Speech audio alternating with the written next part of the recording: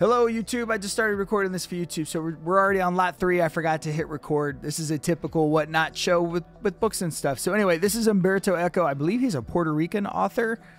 I really like the artwork on this, so we'll run this. And didn't he write something related? It may have even been this one, but didn't he write something related to fascism? Like where he delineated like these are the 3 things to see if you have fascism. Anyway, I might be speaking out my ass. So let's do...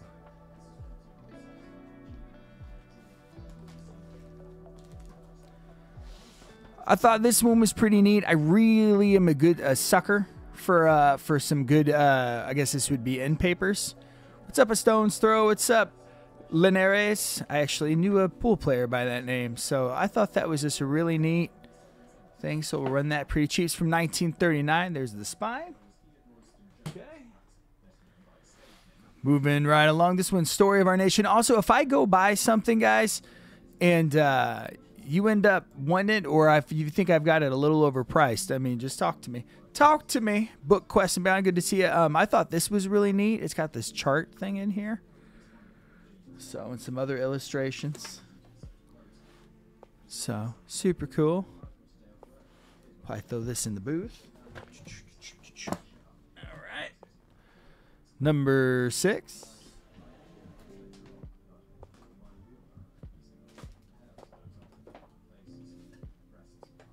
Oh no, where's number 6?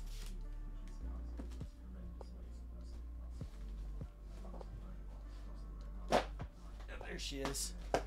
What's up, Ginger Flag? Good to see you. This is a Golden Treasury of Salesian Classics. This is got gold edging here. Is that how you say that? Gold paper? What's the proper term for that, book people? And I just thought it was just really nicely illustrated, so I figured I'd throw it in here. So super pretty. This is lot 6. What are these called, guys?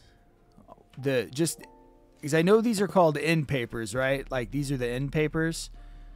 So like I know like sometimes you would say like this is gilted, but like is you just call this the edge or the paper or like what do you call it?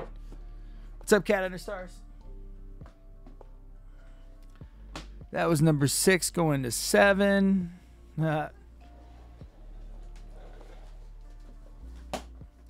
This one's an older one. I thought it was really neat. Again, big sucker for end papers. 1942 here, which I thought stood out to me. What's up, Carly's Closet? Good to see you. And just really, really neatly illustrated. So... what is it, 1915 on there? It's a neat book. I almost feel bad touching it. So, and it's just super cool. So I have this listed for 5, but I'm gonna run this for 6 to see if we can't, or I'll even run it for 5 to see if we can't get a ball rolling here. Get some momentum. But this is a neat book. This is super cool. There's the back. The edge has a little wear, but really neat. About 100 years old. What's up, Thark? Good to see you. Also, if you guys want, sound off on what kind of books you guys do like, because I put these shows together just based on what I think is cool in the moment. So, but I also want to sell stuff. So, if there's stuff that you guys are wanting to see, or stuff that you guys prefer, definitely don't hesitate. This is lot 8, Aha and the Jewel of Mystery, illustrated. I think this one's from the 60s. We got this one for $2. Dust Jacket. It's a nicer book here. Let me see here. Some fun little illustrations. Don't know too much about it beyond that. What's up, Pam? Good to see you. Always good to see you. We're blazing through. We're on lot 9.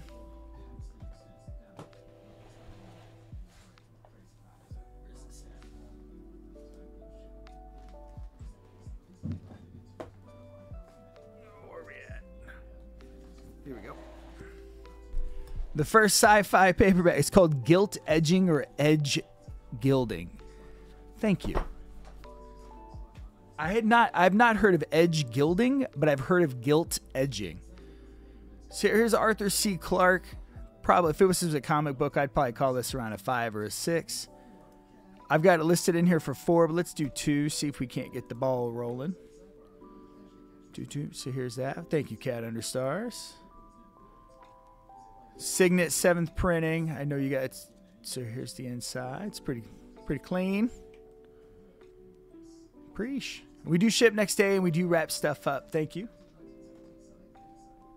Put that right there with the other one. For my comic folks, if there's any comic folks, these are the old price guides. Remember before the internet existed? But I just think these are so neat because it's got the art on them. And then you get to see all these comic book characters come together, which is always kind of really super cool. This one here is from 1981. Yeah, this is neat. I like these. They're not worth a whole lot or anything, but they're fun. They're nice to add to a shelf. I've got this one. And then I like this one because it's got, you know, the Superman first appearance vibes. You know, and then the, what do we call this in comics? The Holy Trinity, Batman, Superman, and Wonder Woman. These are the old Overstreets. If you know, you know. So, this is how it used to be. This is how you knew. All right, so that is, we're on lot 12.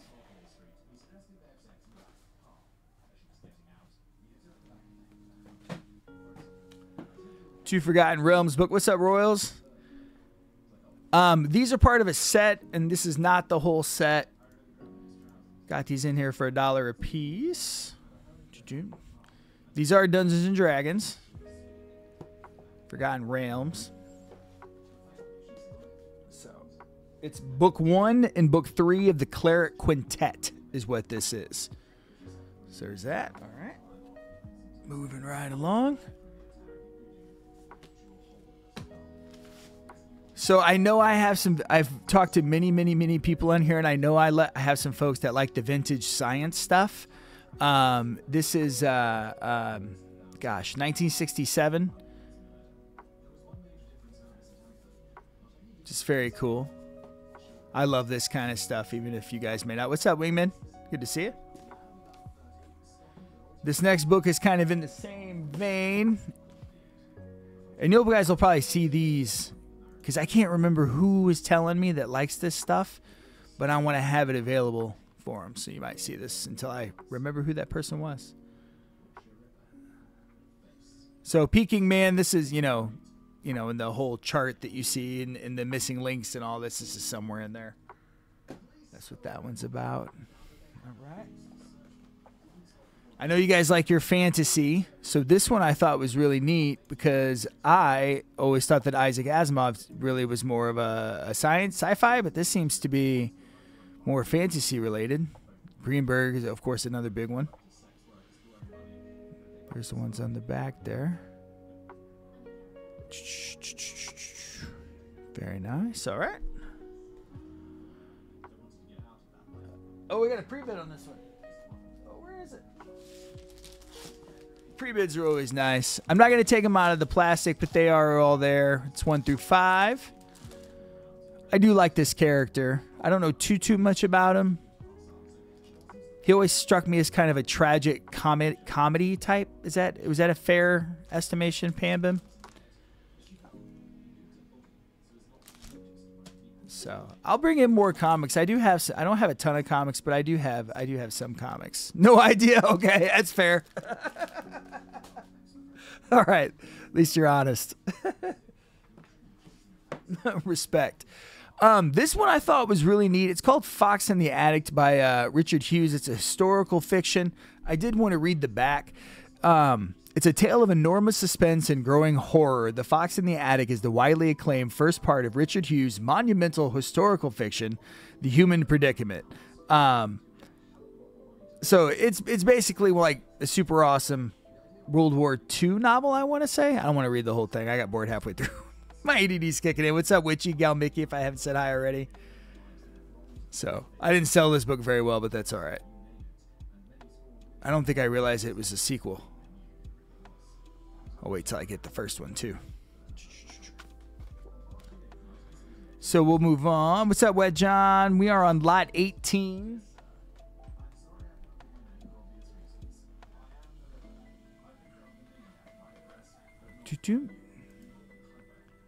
This, I believe, is either a first print or first edition.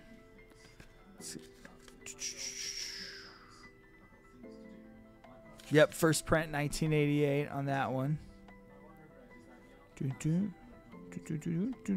Moving on. 19. That's the last one in this pile. I threw this in here because this is a classic from a classic author. Only $1 on this one. If nothing else, you'll look 5% smarter with this sitting on your shelf, I promise. And that's 90% of the reason why we buy books, right? We don't actually read them.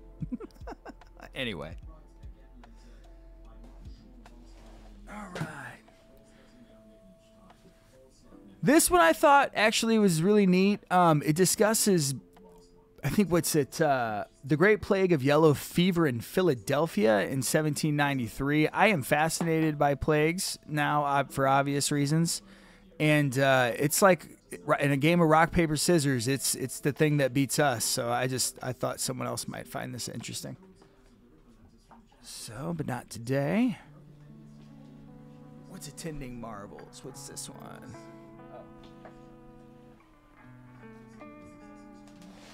There we go. This is a 1960s cover. I thought it was just a really neat cover. I'm not even sure what this is about, to be honest with you. Attending Marvels, a Patagonian journal.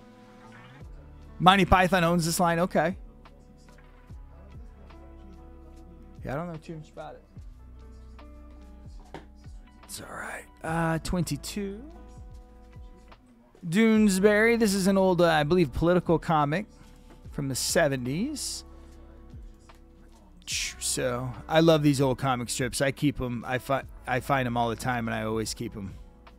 So they're always fun to flip through, and there's just, when you need something low commitment, you know what I mean?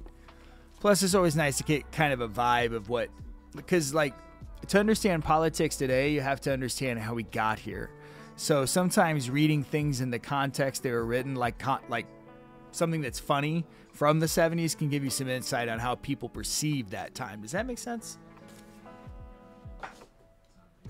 Like I was reading a magazine the other day that when Hawaii wasn't a state, and then like reading the arguments for and against Hawaii becoming a state, now when it's a foregone conclusion, it's just super interesting. They said some really bad things about Hawaiians. This is The Spy Who Came from the Cold. Just an old BCE, John LeClaire. I think is this the James Bond guy? This isn't the James Bond guy, but it's similar to the James Bond guy. So there you go. All right. This is James Bond. What's up, Melinda? Good to see you. We're kind of blazing through these. We're on lot 24. And again, if you guys want me to go backwards at any time, just let me know. What's up, GL Snake? I'm going to probably start running these at 5 seconds in case unless someone stops me.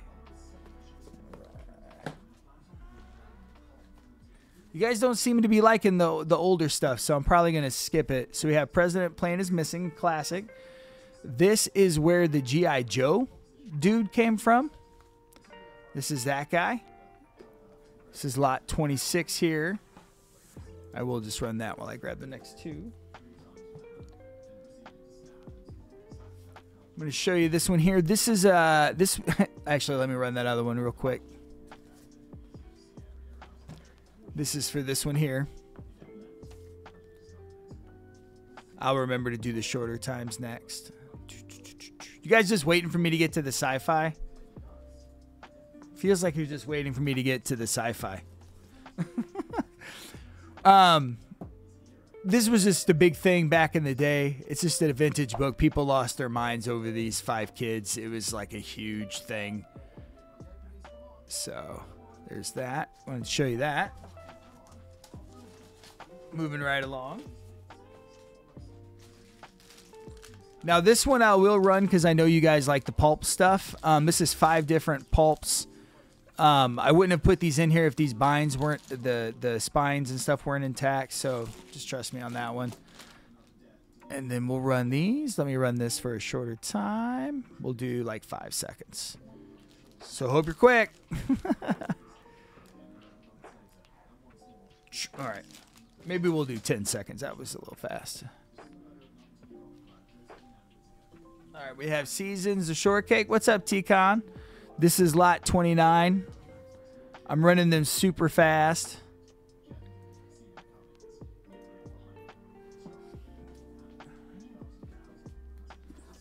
And then we'll have the next one ready. What's up, Gal Mickey? This is lot 30, Mother Goose's Fairy Tales Illustrated. This I thought was really neat because it's a reprint of an 1895 version with all these really cool illustrations in it. So I just thought that was super cool.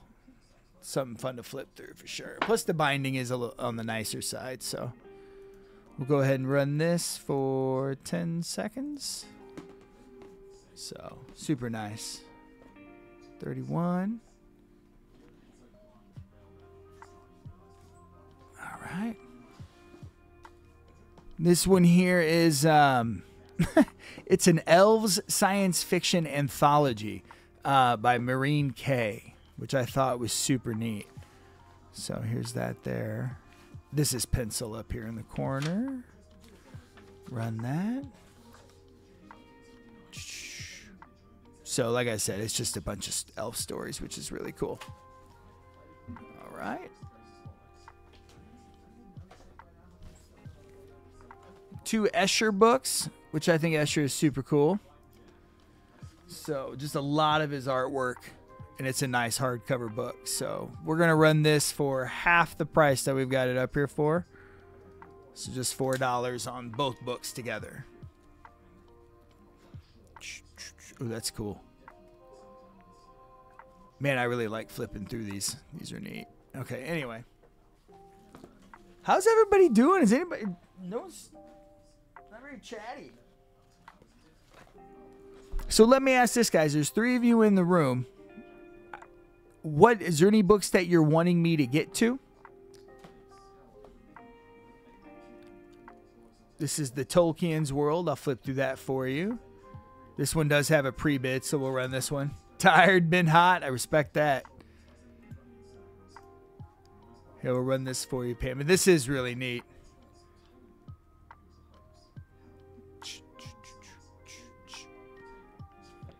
Good song. There you go. Thank you, Pam.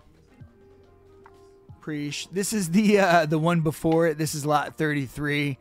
I almost didn't put this on here because I don't like to be mean-spirited. But, it's a book. So there's that. This is another vintage book. This is a guy, Bill Maudlin. He drew a lot of GI comics, kind of boots on the ground type of comics from World War II. Just really neat author, I guess illustrator as well. So I'll run that real fast. This is a biography of the gentleman. And plus I am just a sucker for that cover. Look at that. That's just fun. Kind of almost has Quidditch vibes. Anyway. This side. What are we at here? That was 35. Let's go to 36. Got a pre-bid on this one. I will not flip through this, I don't think, because I don't want to get in trouble. But hopefully, it's nice. It's a cool book. Maybe I will flip through it. Maybe I shouldn't flip through it. It's anyway. Yeah. If you like pinup stuff, I got more pinup stuff too. Appreciate that, Panman. Raiders is next. I don't know what the rules are. You know what I mean? Like, I'm not like a prude by any means. And I just don't know what the rules are. So this is just an old Raiders of the Lost Ark, kind of like a fun movie book tie-in. I'll run this for $3 instead of $5. Maybe I'll run it for $2 instead of $5. So super fun, especially if you like the movie, like Nostalgia City. Like, it's fun to sit with your kid. It's cool. What's up, Rusty? Good to see you. Guys, we're going into lot 38. And again, if you're just joining the show, and I have everything sitting right here to my left. Just got to call out the number and I'll dig it out the pile for you. This is Book Notes by Brian Lamb. I think the premise here is the America's Finest Authors on Reading, Writing, of the Power of Ideas. I want to say, yep, this was signed as well. This is lot 38. Not 100% sure where I found this, but found this I did. I guess this is the guy here. So, books are cool, man. Books have been around for a long time. I dig. All right. That will be on 39. So this book is super cool. It's a hardcover. There's your spine. Here's your back there. What's up, D-Tay? We're on lot 39, my friend. Feel free to look backwards again. If anybody wants to anything going backwards, just shout. And feel free to kick me an offer on something if we've gone past it. So, really neat copy. Brief history of time and the universe in a nutshell. I almost kept this one for myself. I'm not going to lie. Not going to lie.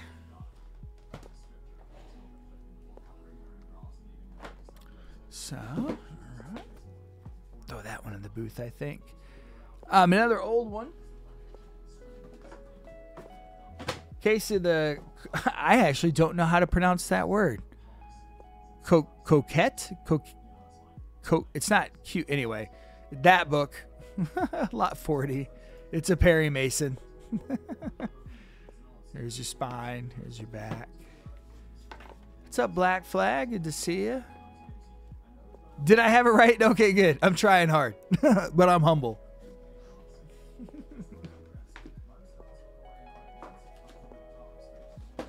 I actually never fault somebody who knows how to spell a word and is using a word correctly in context, but doesn't know how to pronounce it. It just means that they've read the word a bunch, but they've never had the opportunity, let's call it, to use it in conversation. So that's really more of a, who you hanging out with than anything else. Kind of a counterintuitive way to look at it. But, yeah. Oh, yeah. I figure it maybe spell French, but this is America. Yeah, I'm going to mess it up. But I'm going to own it. I'm going to be humble. Words are hard sometimes. That was lot 41. All right, we're getting to the Star Trek stuff now, guys. Let me pull it all out here.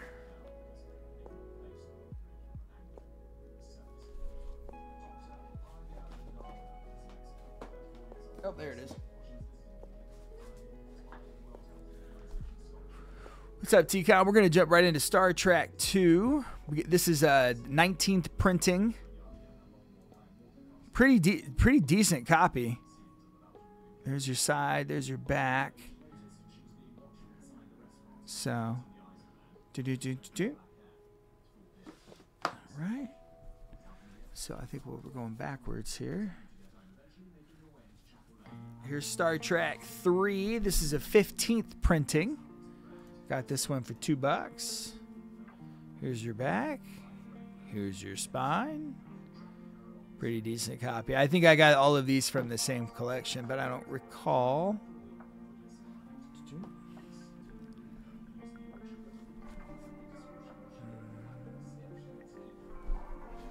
Star Trek 5.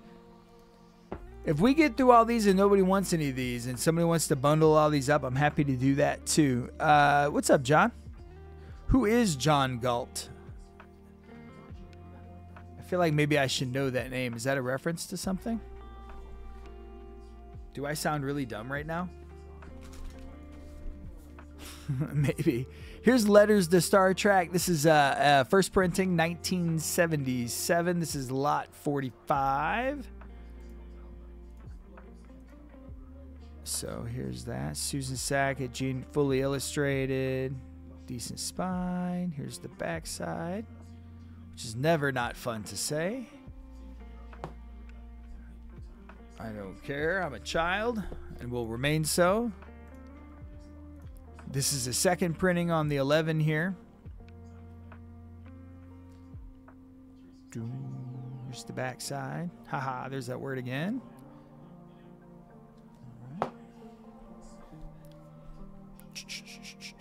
47. Star Trek 4. This one's only $1, guys.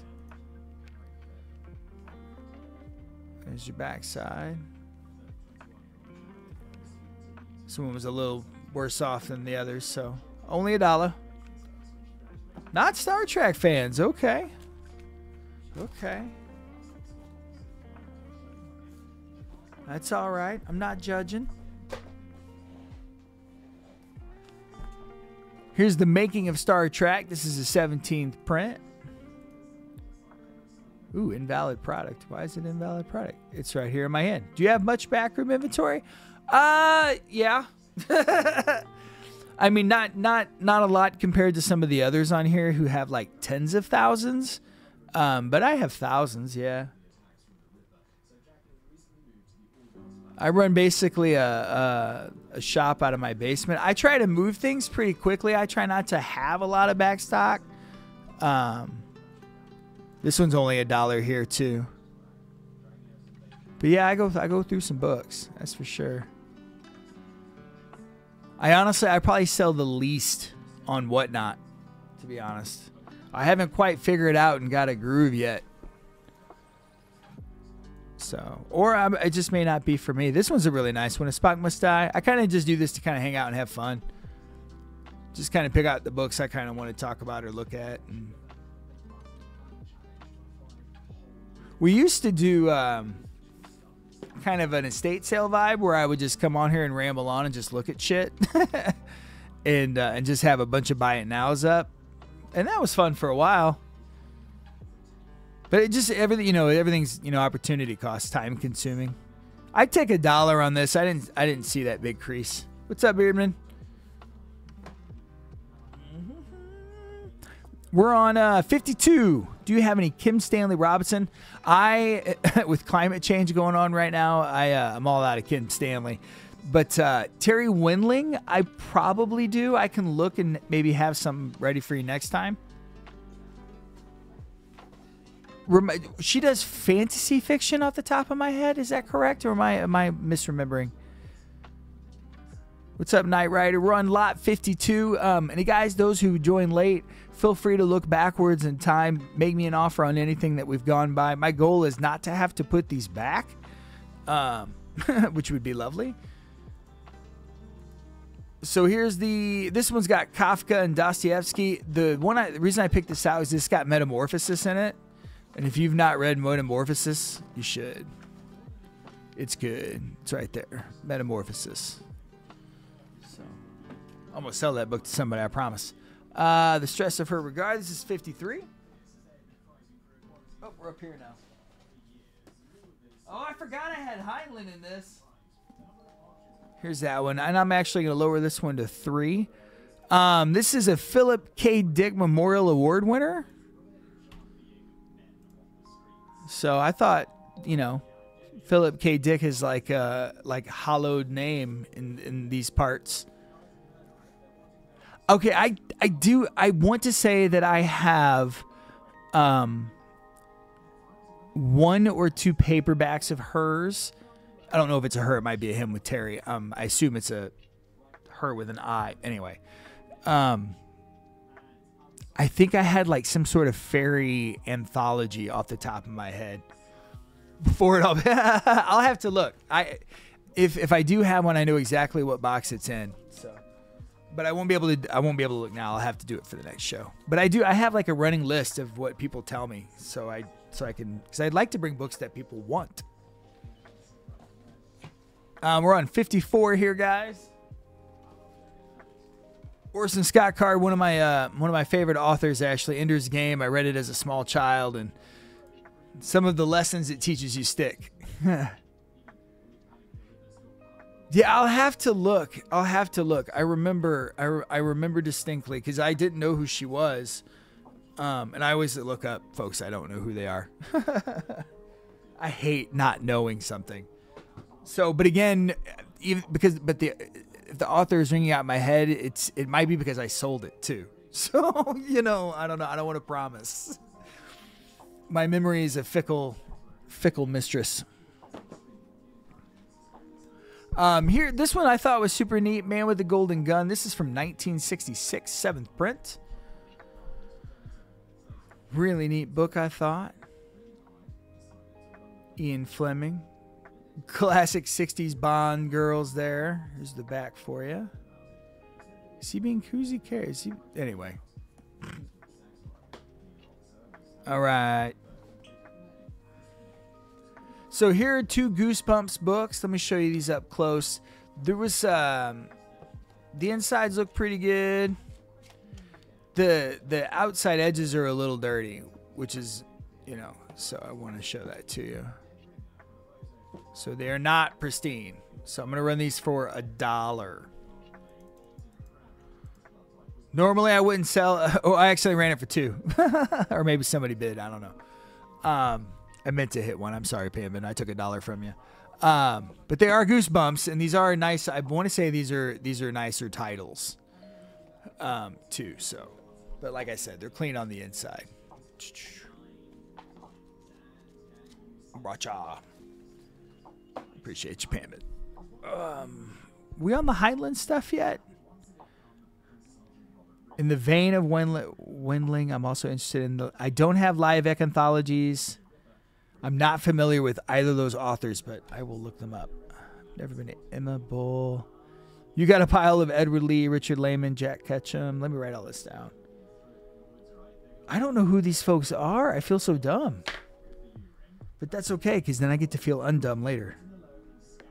Will Shelterly. Give me 1 second, guys. Edward Lee sounds familiar. Lehman doesn't.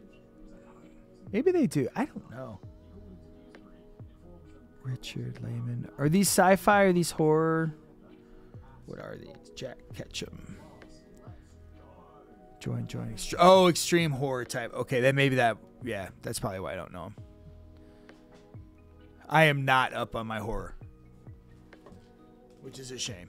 All right, so this book here is one of my favorite books I've ever read in my whole life. I will drop it from 5 to 3. It's such a wonderful book. It's such a wonderful book about perspective and being a Martian, and it's just neat. If you've not read this, you should. All right, next Heinlein we're on.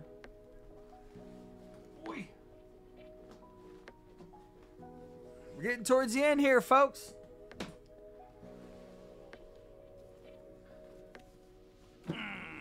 So once we get to the end and we go through all these, I'll hang out for a little bit, let people kind of see what we've brought. Preferred Moon. I don't think I've read that one. I'll have to check that out. I've not read a bunch of these Heinleins, and Heinlein's one of my favorite authors, and I'm kind of embarrassed. But here we are. I'm very honest about my failings, if you can't tell. 4th printing Berkeley here. This seems to be an anthology type thing, clean on the inside. So there you go. All right. 59 here, Citizen of the Galaxy. Kind of a cleaner copy here for sure. It's a first. It's a Ballantine or Ballantine. Del Rey, I guess, all the words. Edward Lee is so gross, but it's also hilarious. Very schlocky, over the top B-movie horror. So fun, my author and find of the year for sure. Okay, yeah. I'll have to check them out. I'll check them out. You guys introduced me to the other horror thing the other day that I learned. What was it? The collection of horror? This is 61, by the way. Space Cadet. Going for $2, 1978. It's first print Ballantine. David Gerald's. Let me write that down too. Gerald's. Okay, what's up, Ominous Hot Dog? What a great name, Ominous Hot Dog. What was we were talking about the covers? What is the collection of covers that we were? I've already forgotten. There's like a book that collects like the most like campy, awesome book horror cover. Do you know what I'm talking about? You have to know what I'm talking about. I think it was you that told me. Yeah. That's it. Paperbacks from Hell. Yeah. It's exactly what I'm talking about. I couldn't remember what it was called.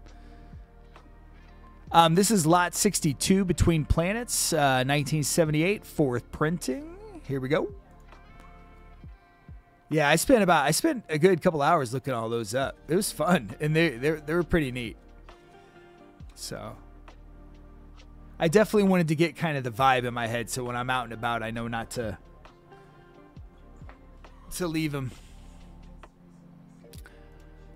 This one's Starman Jones, Robert Heinlein, first print, 1975. There's your spine. There's your front side. There's your back side. Definitely a reader copy, but it is a Heinlein.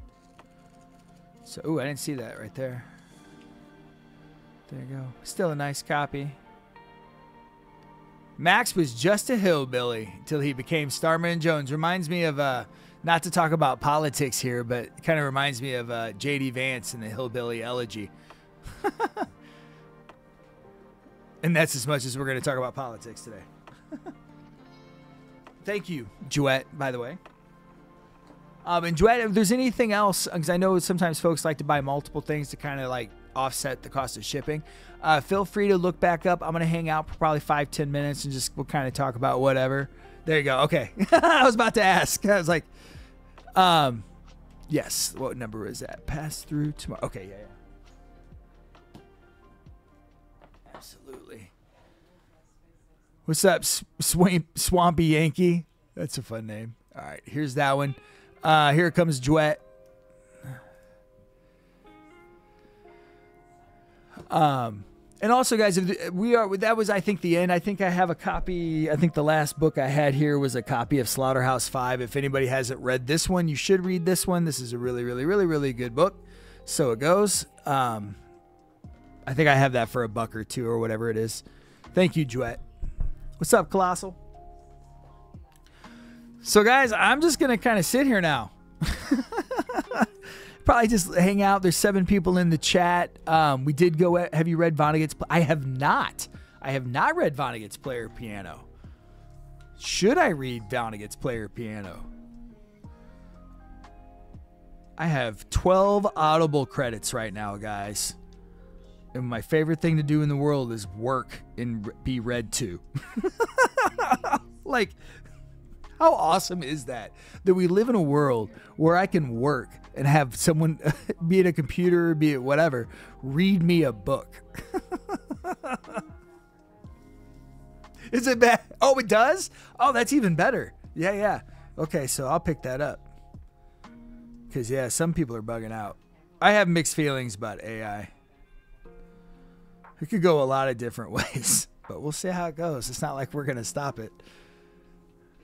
Yeah, it's neat. It's neat. Like, I still like having a physical book. Like nothing's going to replace the calming action, the meditative process of slowing yourself down to jump into another realm of reality and read a book. But you know what? It's a close freaking second. And again, the ability to work and read a, but like, it doesn't work for all books though, right? Like, you'd have to, it can't be real cerebral. You know what I'm saying? I'm not going to sit and read Kafka while I'm like packing books, but, or Kafka or however you pronounce it. But, some books are just a good time. You know what I mean? Just flip the page. So what are you reading right now, guys? Does anybody want to share with the group? Whatnot Study Hour. And also, if there's anything that we've passed through, guys, that you want to see, those who may have joined us late, feel free to ask. I do have all the books sitting right here. So, it's good to see everybody. Hope everyone's feeling well as well. Your first Stephen King to stand? Yeah. That's a prescient book now, too, isn't it? Well, I guess maybe not how it starts. Maybe not how it, the rest of it goes, but we'll see how it goes. It's still, 2024 is pretty nutty so far. It's been a pretty wild freaking week, hasn't it? Like, we had attempted assassination on Trump. Biden got COVID again, and he might step down. We got bombs going off in the Middle East. They just, today even. It feels like there's so much more. What else is going on? What'd I miss? Climate change. Anyway, we should all read more books. What's up, Rep? What's up, Kidder Cat? Good to see you. we are just kind of chilling out, talking about stuff at this point. We ran through all of the lots here. Feel free to look through them if you want to see anything. They're all sitting right here. A lot of the Heinleins are left. A lot of the Star Trek stuff has left if you're sci-fi guys. Any other manga? I might have a couple. I'd have to find them. They're all going to be like orphan books, though. You know what I mean? It's like in the middle of a series. Yeah. Mass killings of student protesters in Bangladesh. Yep. And they're upset because they wanted to something about slotting positions for only certain people, and like the youth were just getting screwed or something to that effect. And then they protested, and then it went nasty quick. So they like shut down the internet. And then, of course, speaking of shutting down the internet, you had the Cloudflare. Was it Cloudflare? Anyway, some company shut down half the world because the internet. CloudStrike, thank you. Crowd. My wife's screaming from the other side of the room. I love it. Yeah. That's right. Yeah. Rust. Yep. Has something to do with like the descendants of those who fought in the resistance. I don't know too much about Bangladesh national history, but give me a week. It'll be my... Yeah, Pamban. Yeah, talk about those of us, which is probably everybody in this room, those of us who read sci-fi. That's pretty sci-fi technocracy. Not great, you know. I mean, I get why it's happened, and I'm not like implying it's malicious or anything, but like that's scary. That's not even the small one. It was not the stuff going down. No, it went down, bro. That was definitely not a hoax. It's where all the cloud computing is done. It's like if Amazon Web Services went down. Like, was it Azure? So they did a Microsoft update, and then the update, for whatever reason, conflicted. I mean, we all have computers. We know how sometimes shit just doesn't work. So they deployed this update, and it just crippled Microsoft systems. Did it grow? I didn't even think about Xbox. What's up, Blue Sun? Good to see you, buddy. Blue Sun, we've run through all the stuff already, so we're just kind of chilling out and hanging out. If there's anything that you'd like, you know the deal, man. Just shout. If there's a couple things that you want, throw out a number. We're talking the downing of the world. But no, it's interesting with all the cloud computing, and I think that's not even the big one, because I think the AWS is even bigger. So if it would have happened on that side, we would have had a whole, different set of stuff go down. But yeah, so it shut down planes, it shut down some hospitals, it shut down emergency services in places. It shut down medical equipment that runs on that operating system. I saw MRI's machines go down. I mean, it's pretty gnarly. I heard one guy in one interview he said, it's everything we thought that Y2K would be, but it actually happened, was the quote. So, to give you a sense of scale. So, I personally was not affected in any way, it seemed like everything that's not true. I was, the auction sites that I used to buy local auctions, they were down. So, I feel bad for the auctioneers that were running those auctions, because obviously most of your bids will come the night of, the auction ends, and it didn't. So I don't know what happens in that case. Fortunately, I didn't have any pre-bids or anything in, so it didn't really affect me either. So I don't know. Did you guys get busted? Okay, I heard about the hospital. Some people in the UK on chemo got screwed because they lost their infusion appointment. Yeah. Stuff like that can kill people, man. Like any sort of infrastructure, any sort of logistical thing like that. Like even protests, for example. That's why it's important. Like when you protest, which you have a right to do in America, you got to let the services folks come through, because you got to get people to their medical appointments. But it's pretty gnarly. Your brokerage went down. Okay. Yeah. So anything that ran on Microsoft Azure, which I asked, which is the equivalent of like Microsoft of AWS or Amazon Web Services, which I think more people know about them than I had to look up what Azure was. I didn't know what it was. So, but I know what AWS is. So, I don't know. Funny world. So,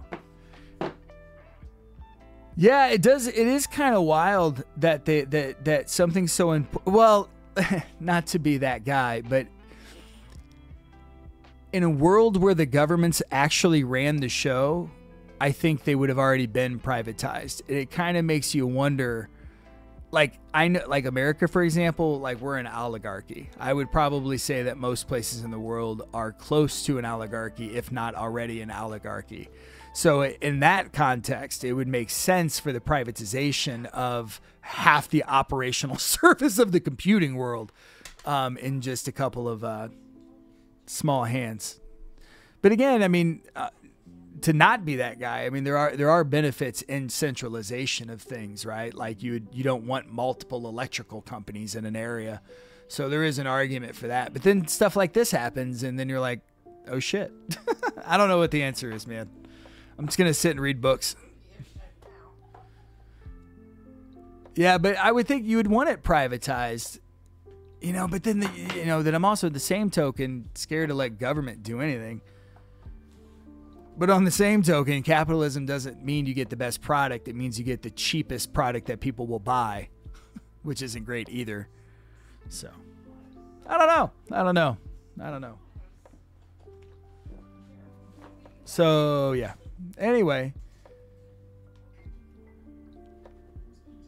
if everyone has seen everything they want to see, what kind of books do I like?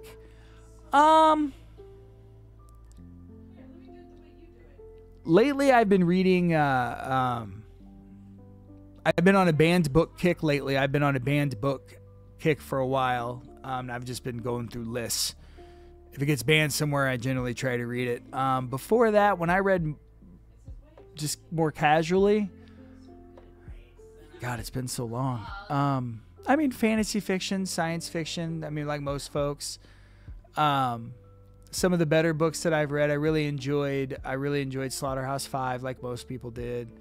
What else have I read recently? I really enjoyed March. I thought that was really good. The one with John Lewis. I don't really read a lot anymore, just stories, which is sad. I should read more. I feel called out. I know you didn't mean to call me out, but I do. It's a testimony to how little I'm reading right now. What do you like to read? Don't put me on the spot because I have the microphone. No, I'm kidding. Yeah, I just kind of read everything. I'm ADD as shit, man. Like if I'll try everything twice. You know? I will agree with that sentiment. Russ says, I'm so often disappointed when I do banned books. They're rarely as cool as you'd expect something that got banned should be.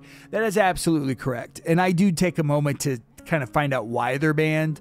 Like sometimes, like in my, they'll ban books like, I don't know, goofy shit because there's an illustration in it that shows something that might be a little risque. I do have a tendency to skip those kinds of books because it's just kind of silly. But like they banned March. I read that one right away. They banned Bluest Eye by Toni Morrison. I even at 40 I actually wrote a book report on that thing for my local area. I got yelled at by a lot of people. That was fun. Anyway, but that one was really good. But I've read some other disappointing ones, like or ones that weren't as strong as a story as I'd hoped they would be. But the reason they were banned is because they broached subject matter that's deemed inappropriate. But the story itself wasn't that great and didn't really grip me. So that's happened. I remember some of this. Yeah. I don't know if it's the people wanting to read the books, more so the people wanting to control the people reading the books. Does that make sense? Or the people virtue signaling about nonsense so they can win some internet points. Libs of TikTok, I'm talking to you. Jesus Christ, those people.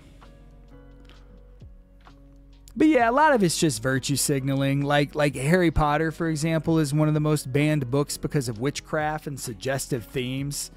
Yeah, it's just internet. Yeah, ban internet points. I like it. Yeah, that's the way. It is. It's all performative nonsense. With the advent of social media, we're in this like TikTok, social media, YouTube, you know, the more outrageous you are, the more attention you get, the better you do. And so people are rewarded for bad behavior, you know, like banning just the stupid shit that they ban. We all know. 10, 11, and 15, please, Professor. Yes, sir. What's 10? Let's check. Oh, you got the, yeah, I know. Yeah, you got good taste. We were talking about how much we like those earlier. The Overstreets. Yeah, let me take those out.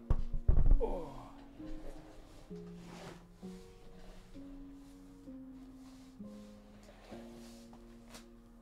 There they go. Yeah, these are cool, dude. The price guides. Yeah. These are neat. Right here, 10 and 11. These are cool. Here's this one coming at you. I love this old artwork, Blue. Seeing all those folks come together. Like Popeye and the Hulk on the same cover. Stop. Pat Robertson whining about them is the whole reason. That guy. That's exactly what I'm talking about. Just virtue signaling nonsense. You know, like I used to play Magic the Gathering competitively, right? Like I looked at it like chess, and I've had people close to me in my life tell me that like it's witchcraft, and I'm like, I'm not worried about the fireball, dude. I'm over here trying to do the math. If I can reduce Scooter down to 0 hit points, it's just math with pretty pictures. Calm down. Right, Russ, that's absolutely correct. And then it loses your ability to speak into that scenario. Like, I would rather my kid get a hold of something that's inappropriate and know that he can come to me to help understand it. If I've created an environment where the child has to hide things from me, that's not great for the child. Do you know what I mean? That's stupid from the parent.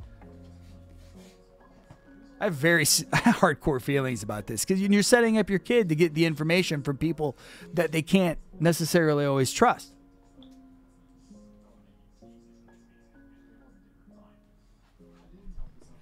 And kids are smart too, man. They know when you're fucking lying to them. Don't lie to your kids. Anyway, I'm gonna get all grumpy. Here's Peking Man. See, this is cool. I like the old science stuff. Oh, no, I ran the wrong one? Okay. My bad. Oh, it was the paperback? It's here. I promise. Here you should go. Here you go. I got you. This one here. The 15. Not 14. Got you. Yeah, there we go. All right. All right. There you go, dude. I didn't know he wrote fantasy. I mentioned that when we went through it before. The two weird Asimov books I've seen are he wrote Carbon, which was like just a book about science, which, you know, he's a smart guy, you know, but I didn't know he wrote that kind of. I thought he just wrote Foundation and all the other stuff. What's up, Jess? All right, so Blue Sun, thank you, my man. I'll have these out for you tomorrow, for sure.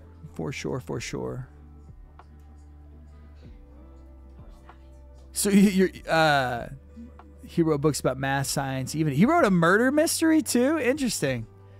I'll have to do a little deep dive on him. See what his whole background's about.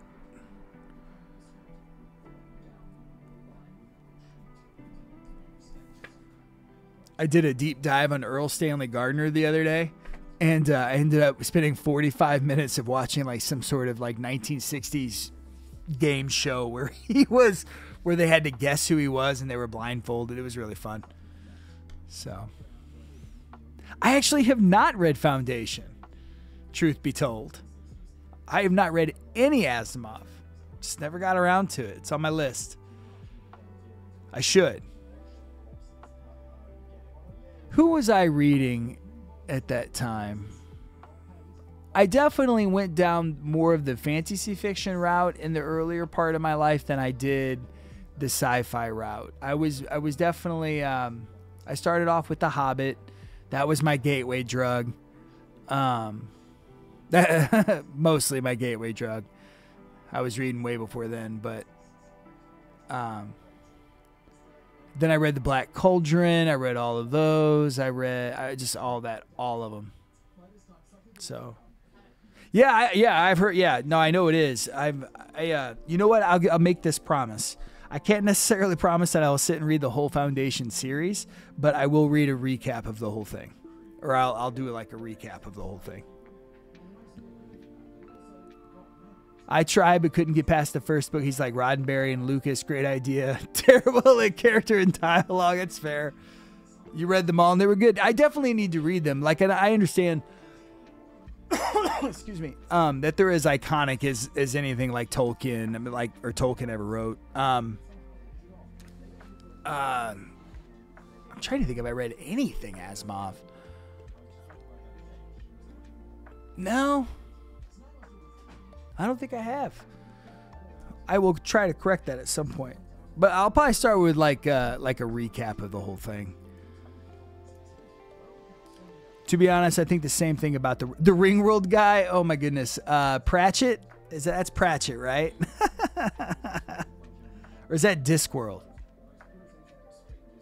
Is Ringworld Larry Niven? Okay, yeah.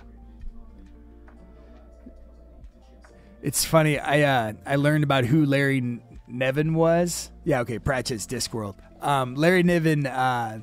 There's a Magic the Gathering card called Nevin Ryle's Disc. And it's spelt something like this. And it's like, and what the card does is, and then the art on it is like this amulet that like, it's like an eldritchy, cosmic-y horror. And then somebody I was playing against, I used that card and he was like, hey, did you happen to know? And I'm like, no, I have no idea. And then that's how I found out who that was. Tales of Known Space stuff, Maskin Wars, stuff like that. Very cool. Are these still all Niven? Or is this Asimov still? Niven, yeah, okay.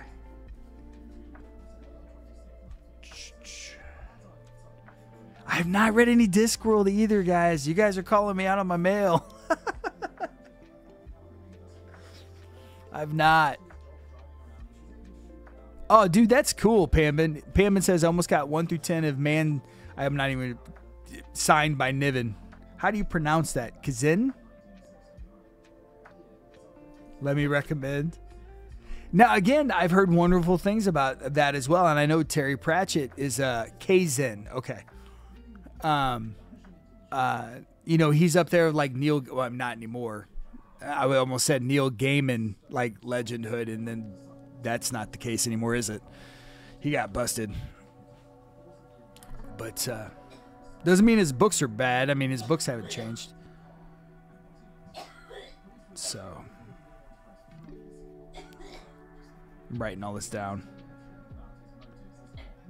So, but guys, I think I'm probably getting to the point where I'm going to jet out of here. I appreciate everyone hanging out with me tonight. I appreciate everyone picking up a few things. There's not really anything else I'd rather spend my Saturday night doing. There's charts online with recommended reading orders. I always suggest that people start with small gods. And this is Pratchett, right?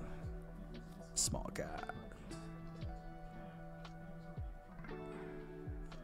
And again, I got 12 Audible credits, so you guys are helping me out. Any last minute Audible recommendations before I jet? So I got to do Foundation. We'll do Asylum. All of the Goosebump books have sold already. The very first thing we sold was Lot 2, which was a Goosebumps. And then I think Pambin here, I think it was Pambin, picked up the last 2 that we had. But I regularly pick up Goosebumps. Definitely give me a follow. And I'm sure we'll have some soon. So thank you, Asylum. Thank you. write that down. Pambin. Dungeon Crawler Carl. Never heard of that one either. Sounds like a video game.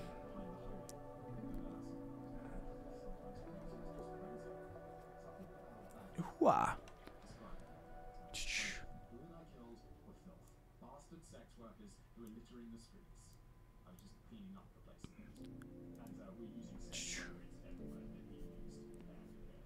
All right, kids. So I will say that I would agree. I like it. I wouldn't give up on Pratchett just because of Pratchett's fame. If his first couple of books are slow, that's kind of normal if like you're world building and stuff. So I'm usually pretty forgiving on especially because I know he's written like, isn't there like a bajillion in that series? What's up, Townsend? Good to see it. I have read a ton of Xanth. I love Piers Anthony. Yes. Like all of them, almost. Maybe not the newer ones.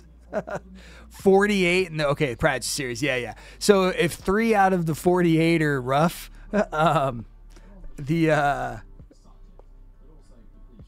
expected. That's expected. Hippiers.com. What's that? Send him a message. Hi Piers. Oh, that's it. No way. I'll have to check that out. That's funny. Yeah, I know. I love the Xanth novels. I do love the Xanth novels. I've read quite a few of them. I actually pick up the books all the time to do on here and to do on other places and stuff. And they're never as popular. And they don't ever sell as fast as I think they should, because I think everybody should like Piers Anthony more.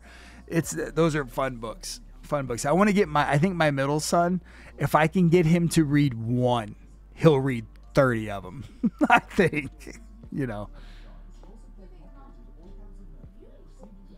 If you had to, well, his philosophy is going to be a deal breaker. If you could boil down his philosophy, Cruel Life. I love it. I can't remember that one off the top of my head. I have probably read 50 Piers Anthony books. Another, actually, speaking of authors in that vein, but not quite the same, because somebody asked me earlier what books I really liked. I really enjoyed the Peter David series. I think it was Peter David. The Apropos of Nothing. Piers Anthony remind me of Peter David for some reason, because they have a lot of those play on words and stuff and like that. And then he also, I think, wrote Knight's Life, which Knight's Life, which is another Peter David kind of play on words thing, which I really enjoyed as well. But yeah, love Piers Anthony. I was actually shocked to find out. I thought Xanth was all he wrote. I was shocked to find out who wrote Battle Circle Trilogy. Is that by Piers Anthony too? If it's outside of the Xanth series, I've probably not read it. I was actually shocked to find out, truth be told, that he wrote a bunch of other stuff beyond that. Is it bad? Okay. Okay, I'll stay away from that one. Fair. I also do really like Orson Scott Card. I really do like Ender's Game. I really identified with the Bean character, and plus I liked the concept of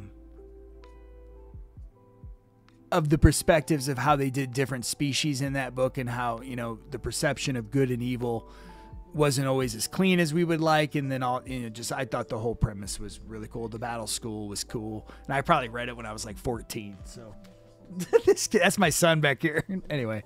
So I thought those were good. Peter David was good. Who else have I read? It's hard to kind of like think about it. You've read, you read so much. So I have not read Discworld. That is the truth. I will read Discworld. I will. It's on my list. I've got it here. And plus, you said there's 48 of them. But I was gonna ask. You mentioned the philosophy. Oh, I'm sorry. He was an atheist humanist with Pinko leanings. I'm fine with I don't know what a Pinko is, but I'm fine with the first two. What's Pinko? I have to look that up. I'm usually not one that turned off by most philosophies, as long as you're not like batshit crazy. like murdering people batshit crazy. Like, I'm not down for like violence and stuff. Pinko meaning, I'm looking it up. Oh, it says a person with left-wing or liberal views. Pinko is a pejorative term for a person on the left of the political spectrum. The term has its origins in the notion that pink is a lighter shade of red, a color associated with communism. So what is it, like communism light? Like the Diet Pepsis of commies? The Vimes boot theory, commie light, socialist. Okay. The Vimes boot theory. I don't know that. And these tones are prevalent in Discworld. For or against? This is the question. Nat Angel, good to see you. The Sam Vimes Boots theory of socioeconomic unfairness, often called simply the Boots theory, is an economic theory that people in poverty have to buy cheap and subpar products that need to be replaced repeatedly, proving more expensive. That's true, though, right? But I have a saying I tell my kids: you buy it cheap, you buy it twice. You know, Night Watch, fun characters. You can't read them and be confused about his stances. Okay, that's fine. I'm into it. So my political leanings, I'm probably what you would call an anarchist. Is where I am at in the political spectrum. Let me look up that. What is an anarchist really? A person who advocates or promotes anarchism or anarchy. So what's that?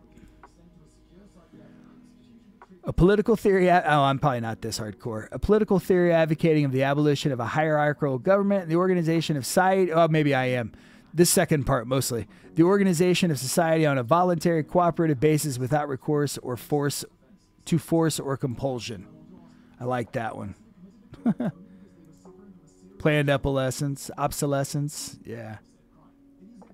Car companies practice. I don't doubt it. I think it's more referencing like if you buy a cheap pair of boots, they're gonna wear out before a nicer pair of boots. That is so like the boots will last twice as long without being twice as expensive. So the person who can afford the upfront layout of capital is going to be positioned better to capitalize. is what the boot theory is saying. So, which is true, right? You buy a cheap car, it breaks down, you have to buy another cheap car. You buy a moderately decent car, it lasts you for as long as you need, and you don't get hosed on whatever. You're just here to buy books, it's fine. No, don't get me wrong. I'm not saying that I'm not arguing with you at all. The planned obsolescence is absolutely a thing. You know, didn't somebody just get sued like big time for that? I can't remember. Anyway. But yeah, I would say that I'm for the organization of society on a voluntary cooperative basis without recourse to force or compulsion. I'm also very well aware that you can't force a utopia kind of thing. I'm one of those idealist kids that want people to realize that being awesome is the way to go. That's cool, Russ. Yeah, no, you motivated me to check it out. I like to read people with different, I'll just say different political ideologies and different reasonings. I know a lot of cool humanists and really neat atheists. I'm sure a lot of the things that I believe probably resonate with those folks as well. But yeah, no, it's super interesting. I definitely am not one to dismiss a philosophy or an ideology just cause. You know what I mean? Like, I want to see the merits of it. And even if I don't necessarily agree with the totality of of an ideology, you know, there'll still be good merits of it. You know, like I may not be super into Christianity, but there's awesome parts in Christianity that I quote all the time. So, you know, so there's good to be had in most places. You just kind of, sometimes you got to, you know, read between the lines. Apple did for slowing their older phones down purposely. Yeah, it happens. It happens for sure. For sure. They're dense with little jokes and story. I love that kind of stuff. Make sure you read the footnotes. Sometimes they're the funniest bits. Yeah. I'll check it out. Yeah, and I do have a tendency to read. Like, I like reading Orwell. Like, I enjoy Orwell. Like, I love Brave New World. Like, those are my jam. Metamorphosis by Kafka, those kind of books. So, but anyway, I know I'm doing the Midwest goodbye. I always do kind of like the Midwest goodbye where like, this is how I hang out with people and I don't really want to leave, but I got to go do other stuff. What's that, big bro Sickles? Big Rob Sickles? Sorry, bud. Maybe I'm dyslexic and I don't know it, or maybe I just need glasses. I don't know. But anyway, Rob, if you want to take a second, we're getting ready to jet, but if there's anything you wanted to snag real quick or do a deal on, we've already gone through all of the books. We're just kind of hanging out, talking politics and philosophy, and I'm getting book recommendations from everybody. So if you have a book recommendation, feel free to share as well. And yeah, that's where we're at. What's up, M Books? Good to see ya.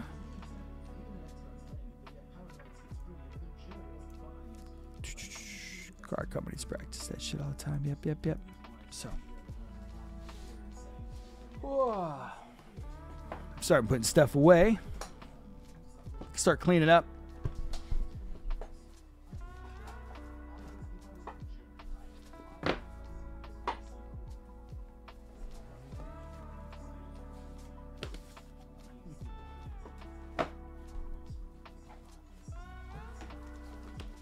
Hi, Lynn.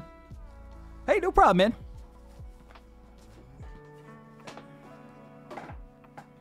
Thanks for swinging by. I always appreciate. Does anyone know how the audiobooks deal with the footnotes? I read physical copies, so I have no idea.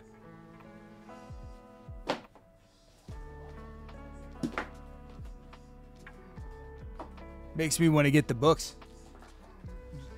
Just so I don't have to find out.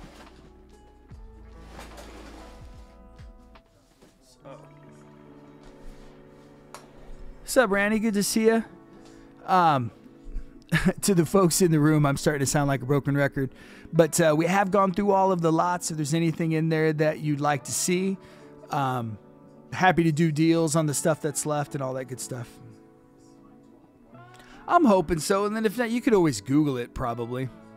So I have to run and go grab a box real quick to put the stuff away, so I'm going to step away for just a moment, and I'm going to be right back.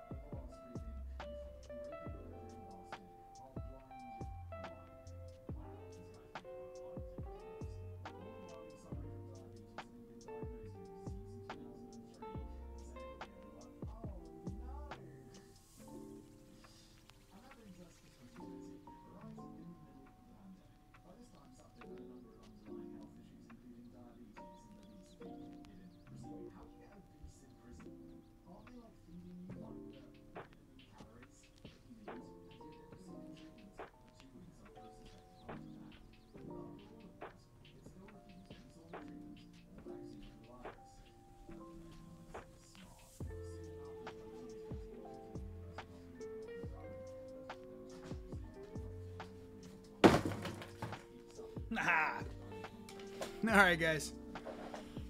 Hey, so hello to everybody just joined. Guys, we are wrapping up. Is there anything anybody wants to snag before we go? Or even just let me know that you're still looking. And if you're looking, you can still look. What's up, Nestro? Good to see you.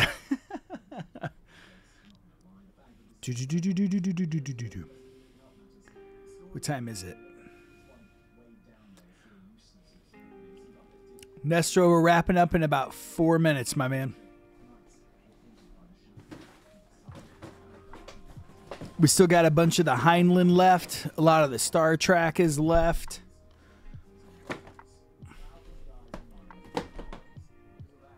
The really cool Stephen Hawking book is left. The Escher is left. These are all going to be taken to the Antique Mall booth tomorrow. So, just making sure I'm not missing any pre-bids. You got all those. Blue Sun got all of his.